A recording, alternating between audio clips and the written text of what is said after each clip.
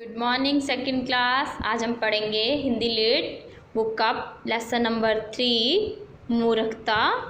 चलिए शुरू करते हैं। प्रस्तुत पाठ में शास्त्र ज्ञान के साथ साथ व्यवहारिक ज्ञान की महत्ता को स्पष्ट करने का प्रयास किया है। आइए पढ़ें।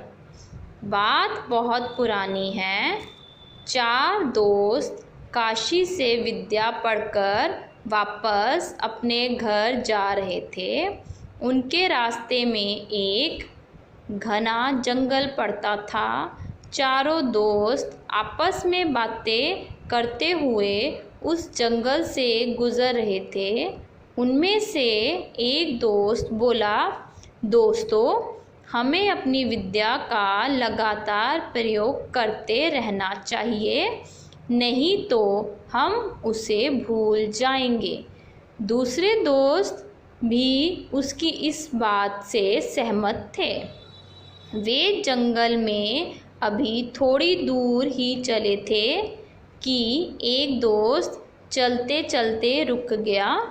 उसने एक और संकेत करते हुए कहा, देखो दोस्तों, ये किसी मरे हुए जानवर की हड्डियां लगती हैं। क्यों ना हम इसके ऊपर अपनी विद्या का प्रयोग करें।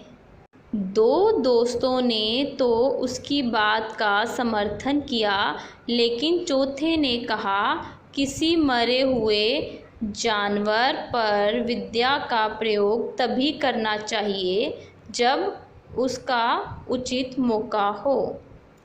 उसकी बात को सुनकर एक दोस्त ने कहा, ठीक है, यदि तुम्हें हमारा साथ नहीं देना है तो मत दो, लेकिन हम इस जानवर को अवश्य जिंदा करेंगे। वह फिर बोला, अभी मैं इसकी हड्डियों को जोड़कर इसका ढांचा तैयार करता हूँ। दूसरे ने कहा, मैं इस पर मांस व खाल चढ़ाने की तैयारी करता हूँ। तीसरे ने कहा, अंत में मैं इसमें प्राण फूंक दूंगा। जब पहले दो दोस्त अपना कार्य कर चुके तो तीसरा उसमें प्राण फूंकने के लिए तैयार हुआ।